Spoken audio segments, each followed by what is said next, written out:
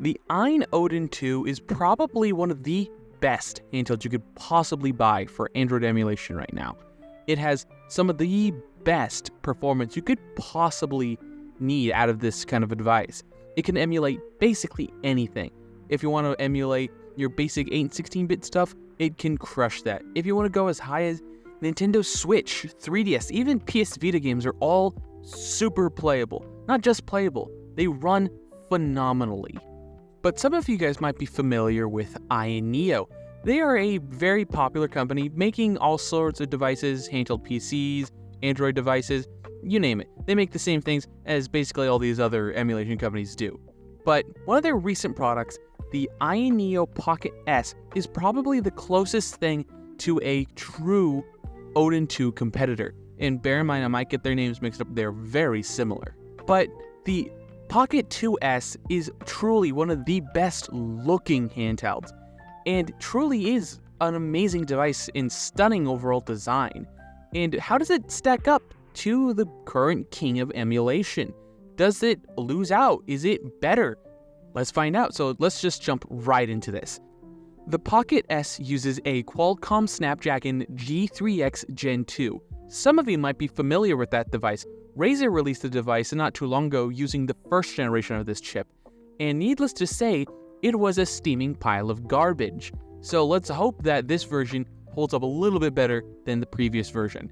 The Pocket S has two versions, one with a 1440p IPS display and another with a 1080p display, both of them being 6 inches, both of them being very nice to look at. The Pocket S has a 12 gig and 16 gig options, with both 128 gig and 512 gig options, and you can go to a maximum of 1 terabyte of storage for $559, which truly is ridiculous. The Odin 2 uses a Snapdragon 8 Plus Gen 2 processor. It comes in 8, 12, and 16 gigabyte RAM options with 128, 256, and 512 gigabyte models for each respective RAM tier. It has a 6-inch 1080p touch display, 8,000 mAh battery, and something I did forget to mention, the Pocket S uses a 6,000 mAh battery, considerably smaller than the Odin 2s. Now that we ran through their specs, how do they compare?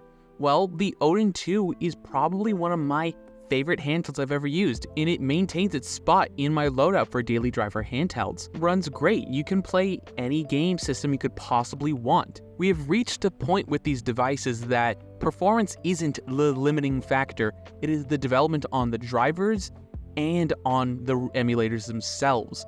The Snapdragon 8 Plus Gen 2 is an amazing SoC, capable of high-performance emulation. And it goes to show that these devices are now becoming more and more affordable. This kind of performance is becoming more and more attainable.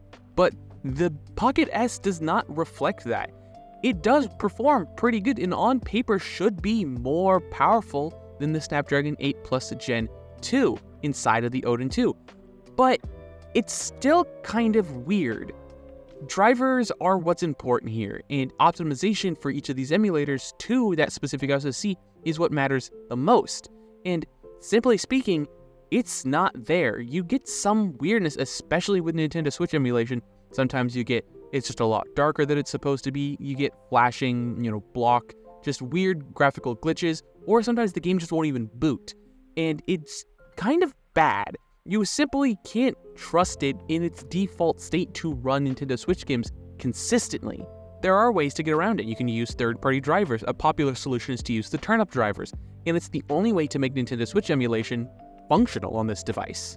But I'm an incredibly lazy person. I prefer having it perfect out of the box, and the Odin 2 is perfect out of the box. You don't need to do any finagling with third-party drivers or hope for future optimization for an emulator to work. It just works. And even though on paper the Pocket S is supposed to be more powerful, the Odin 2 just smacks it around.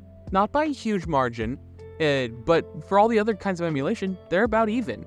If what you care about is Nintendo Switch emulation, I can't simply recommend the Pocket S. While I do not have an Odin 2 Mini, I feel like that is a more apt comparison just due to the sizes of those two devices in comparison to the original Odin 2, but I don't have one of those yet. So comparing it to the Odin 2, the Pocket S is incredibly pocketable. It is beautiful. It has an aluminum and glass design. It feels great in the hands. But beauty does not equate to comfortability. The ergonomics aren't great. It's very Nintendo Switch Lite in terms of how it feels in the hand. And comparing that to the Odin 2, in my opinion, it loses. The Odin 2 is just perfect when it comes to ergonomics. It feels so good in the hands. You can play for a long time without any worries. And that also goes for its battery life. The battery life is better. It has an extra 2,000 milliamp hours over the Pocket S with 6,000 milliamp hours. Having 8,000 milliamp hours on the Odin 2 allows you to play games for hours. Especially if you're playing mostly retro titles like Super Nintendo and NES, you can play for days on that. The thing that the Pocket S does have in its advantage is its beautiful display. I don't have the 1440p one on hand to test, but the 1080p does look stellar for being a standard 1080p IPS panel. It is truly amazing. The Odin 2 doesn't have the best display I've ever seen, but it's good enough. I've never complained about visual quality. It is still a good display. It's just standard quality level, I guess. But I would never recommend to buy a device just because it has a nicer screen. Moving on to pricing. The Pocket S comes in at $400 for the 128GB 1080p model. And that is plenty. You don't need more than 8 gigs of memory. If anything, the Odin 2 has proven us that you don't need more memory, at least for the tier of emulation that we're currently at. 8 gigs is plenty. You might see some performance increases anywhere between like 5 to 8 FPS more, but it's not going to change functionally how well this thing already performs. They're both at the top of their class. Moving up the tier, it just becomes more and more ridiculous. $559 is kind of brutal and insane for that, honestly. For the level of performance you're getting, yeah, it's the best you can get. But it's not perfect out of the box. It will require you to do some tinkering to make Nintendo Switch emulation in particular to work. Versus the Odin 2, you don't have to do any of that. But you do get some extra features for going up that high. You get a 16GB, for memory, which is great. And you also get 1 terabyte worth of storage. I don't know about you, but I would just buy a higher capacity micro SD card and put in the device, because 1 terabyte is frankly insane. It's the same reasoning behind why I don't buy a 1 terabyte iPhone or a Samsung phone. You just don't need that much space when you can just add a micro SD card after the fact. Granted, you can't do that on either cell phone manufacturers really anymore for their at least top tier phones, but my point still stands. Why would you buy that large of capacity if you're just going to throw a micro SD card full of your ROMs on it anyways? And as I've already established, having extra memory doesn't really affect performance.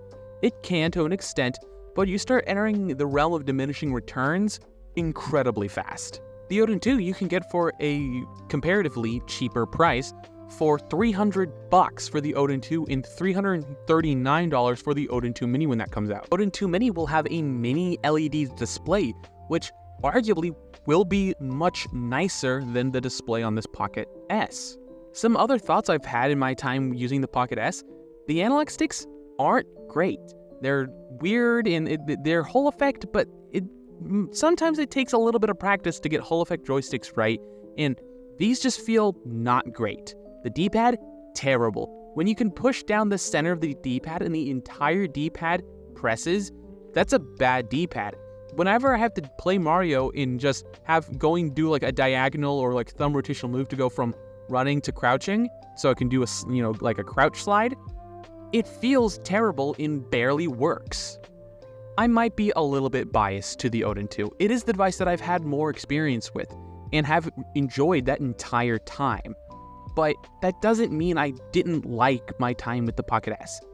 Some of my final thoughts on it is, it's a great device. If you're new to the emulation space and you want something really premium, the Pocket S is going to be that experience. I just wouldn't buy the highest end version of it. Buying the base model for $400 might not be the best value, but it is incredibly beautiful and performant device. You're not going to be buying a brick You just might need to tinker with it in order to get it to be as high as performance as you might want it to be. And I've talked about how much I love the Odin 2.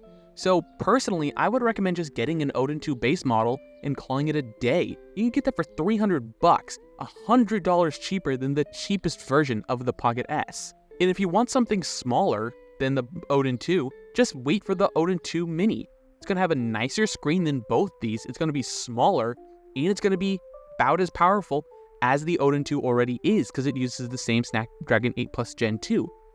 I'll leave links down below depending on which one you ended up down below so you guys can go check out these products yourself. And I would love to hear what you guys think. Are you interested in either of these two products? Did this video help you pick between the two of them? I would love to hear what you guys think down below. Don't forget to leave a like, comment, and subscribe. All the other social media garbage down below. And last but not least, have a wonderful day.